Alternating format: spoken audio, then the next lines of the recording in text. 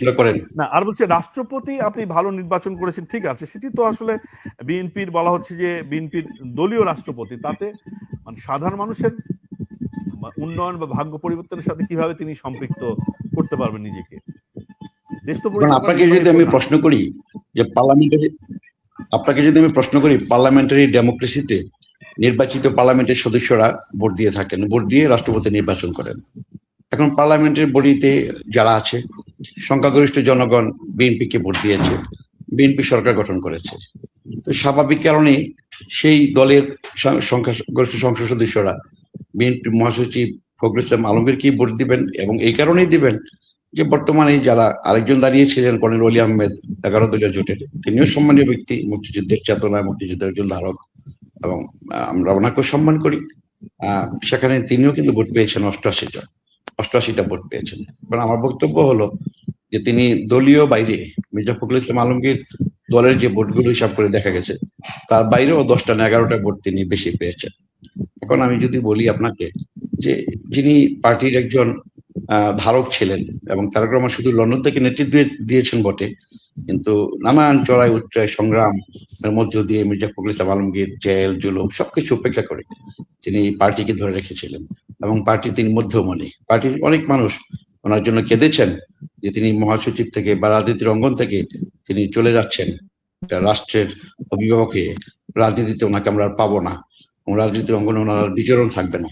তিনি রাজনীতি থেকে চলে গেলেন পরিত্যাগ করে, মানে রিজাইন দিয়ে। এই যে একটা দলের নেতাকর্মীদের কষ্ট, সেই কষ্ট থেকে আপনি বুঝতে পারেন যে পার্লামেন্টের মেম্বাররা তো ওনাকেই ভোট দিয়েছে।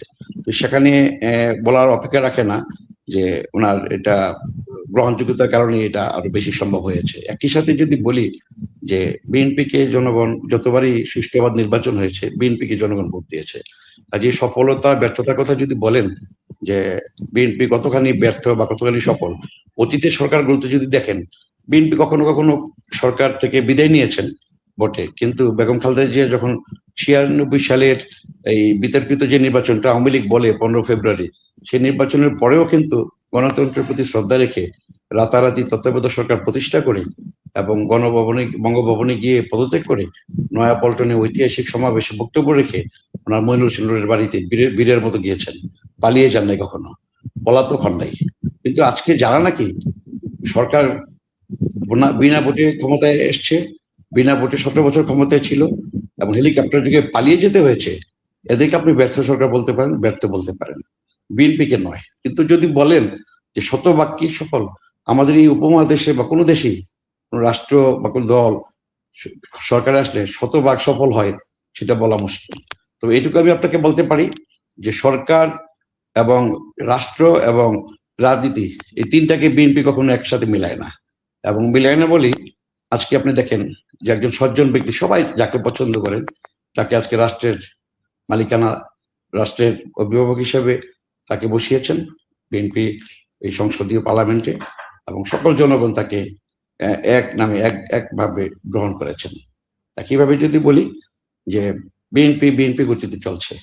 এখন আপনি যদি বলেন যে বিএনপি কি করছে, বিএনপি কি করছে না সেটা বলেন। একটা সরকারের দায়িত্ব থাকার পরে যে সকল সমস্যাগুলো অ্যাডজাস্ট করে চ্যালেঞ্জ মোকাবেলা করার জন্য কাজ করা উচিত, তারা ক্রমান্বয়ে সেগুলোতে হাত দিয়েছেন। বিএনপি 31 দফা ছাড়াও আরো যে নির্বাচন ম্যানিফেস্টোতে যা ছিল সেগুলো যে আপনি কাজ করছেন। এখন যদি বলেন গ্যাস সংকট, বিদ্যুৎ সংকট, এটা কিন্তু একদিনের সংকট না। আওয়ামী লীগ তো 7 দিনের জন্য না, এই কথা এই চাপটা শেষ করতেছে না, এই চাপটা আওয়ামী লীগ তো 7 দিনের গ্যাস রেখে যায় নাই।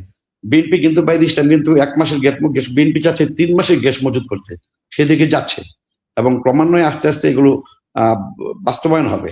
তার ক্রমান বলেছেন এটা একদিনের পক্ষে সম্ভব না। বিরোধী দলকে বলেছিলেন যে আপনারা আমাদেরকে ফর্মুলা দেন, কোন ফর্মুলায় কাজ করলে রাতারাতি বিদ্যুৎ গ্যাস এনশিওর করা যাবে সবার জন্য। কোথায়? শুধু বড় রাস্তায় কথা বললে তো হবে না। আওয়ামী লীগ ভর্তুকি সহ নানান সংকট তৈরি করে দিয়ে গেছে 17 বছর, এগুলো গুছাতে তো বিএনপিকে একটু সময় দিতে হবে। এবং অর্থনীতি যে আপনার যেভাবে অর্থনৈতিকভাবে দেশকে শেষ করে দিয়ে গেছে, অর্থনীতি পাচার করেছে, রাজনীতির অঙ্গনে রাজনীতিকে ধ্বংস করে দিয়ে গেছে আওয়ামী লীগ। প্রত্যেকটা জায়গাতে রাষ্ট্রের প্রধান অর্গানগুলো যে আছে এগুলো শেষ করে দিয়ে গেছে, সরকারি প্রতিষ্ঠানগুলো ধ্বংস করে দিয়ে গেছে। সুতরাং এই ধ্বংস প্রবেশ থেকে আবার ঘুরে দাঁড়ানো, ফিরে আসা এগুলো কিন্তু চ্যালেঞ্জের ব্যাপার, সেটা কিন্তু বিএনপি হাতে নিয়েছে এবং বিশ্বাস করি রবি ভাই, তারেক আপনি রহমানের বলছেন যে সরকার আওয়ামী লীগ ধ্বংস করে দিয়ে গেছে,